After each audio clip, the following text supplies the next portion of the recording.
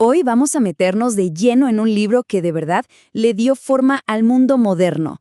O sea, estamos hablando de una obra que casi 500 años después todavía sigue dando de qué hablar, genera debates, estudios e inspira a muchísima gente.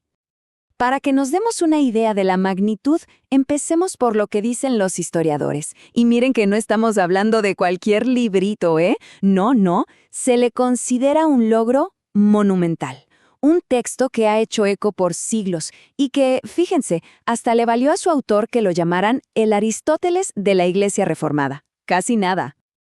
Ok, ¿listos? Este es el plan. Primero, vamos a ver el tremendo impacto que tuvo. Luego, ¿quién fue el genio detrás de esto? También vamos a descubrir su doble propósito, que es algo que sorprende a muchos. Después, veremos cómo fue creciendo con el tiempo y, para cerrar, cuál era esa idea, ese principio que lo movía todo. Y bueno, la pregunta del millón es, ¿qué hace que este libro sea tan, pero tan importante? Les adelanto que su influencia llega a lugares que uno ni se imagina. Porque miren, su alcance no se quedó solo dentro de la Iglesia, para nada. Pensemos en gente como el sociólogo Max Weber. Bueno, él y otros académicos se dieron cuenta de cómo las ideas de este libro se metieron hasta en la política y la economía, moldeando partes fundamentales de nuestra sociedad occidental. Pero, ¿saben qué es lo más revelador quizás? El reconocimiento que tuvo incluso de sus mayores oponentes teológicos. O sea, teólogos católicos de la época llegaron a decir que su base bíblica era superior a la de Lutero. E incluso los eruditos arminianos, que tenían ideas totalmente opuestas, tuvieron que admitir que, sí, de este libro venía la gran reputación de Calvino. Todo esto nos deja pensando, ¿no? A ver, ¿quién fue la mente capaz de crear algo así? Y sobre todo, ¿cómo lo hizo? Es que parece de no creerse. Una hazaña casi sobrehumana. Imagínense, un muchacho de apenas 27 años, con solo, 14 meses de estudio intenso, y saca una obra de este calibre. Bueno, vamos a desmenuzar cómo fue posible. Resulta que fue una mezcla de 3 cosas clave.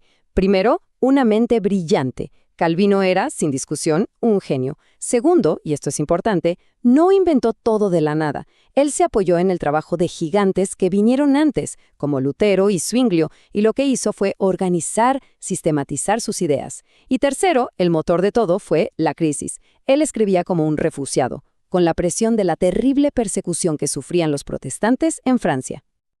Ahora pasemos a la intención original del libro, porque aquí hay algo que mucha gente no sabe, y es que tenía como una doble vida, un doble propósito bien sorprendente.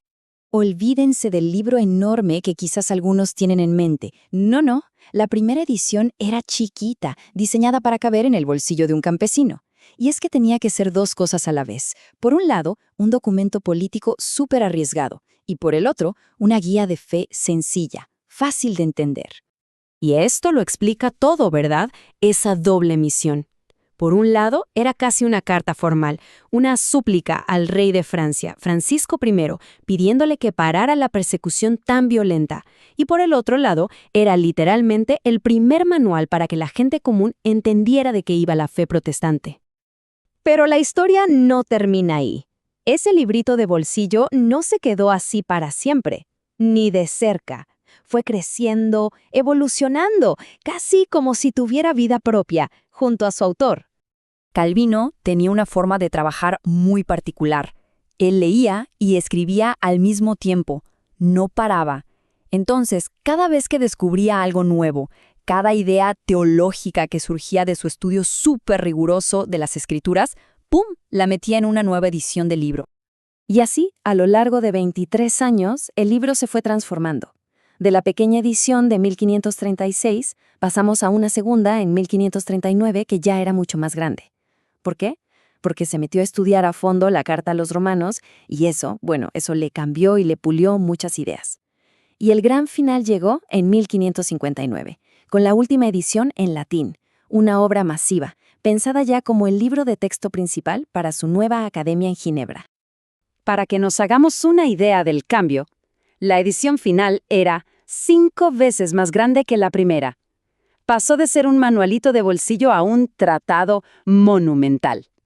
Entonces uno se pregunta, ¿no? ¿Qué lo movía? ¿Cuál era la idea central que lo impulsó a dedicarle su vida entera a escribir y reescribir esta obra? Parece que todo se resume en una frasecita en latín que era como su mantra, brevitas et facilitas, o sea, brevedad y claridad. Su meta era una sola, hacer las cosas lo más simples y lo más claras posible. Y en la práctica, ¿qué significaba esto? Pues explicar la Biblia de forma simple, directa, sin rodeos. Su objetivo no era que los académicos lo aplaudieran, ni presumir cuánto sabía, no. Lo que él quería era crear una herramienta útil, de verdad útil, para los pastores, para los estudiantes, para la iglesia. La idea era abrirle la puerta de las Escrituras a todo el mundo. Y aquí lo vemos, en sus propias palabras. Esta era su motivación de fondo. Su propósito no era levantarse un monumento a sí mismo, era darle herramientas a los demás, equiparlos para que pudieran acercarse a las Escrituras y entenderlas, sin tropezar en el camino. Así que si nos tenemos que quedar con algo, es esto. La intención de las instituciones nunca, pero nunca fue impresionar. Fue ser útil, servir. La utilidad práctica estaba por encima de cualquier reconocimiento personal. Y esto nos deja con una pregunta final, una reflexión que, creo, va mucho más allá de un libro de hace 500 años. ¿Qué tal si la verdadera medida del conocimiento no es tener siempre la razón, sino ser útil para los demás?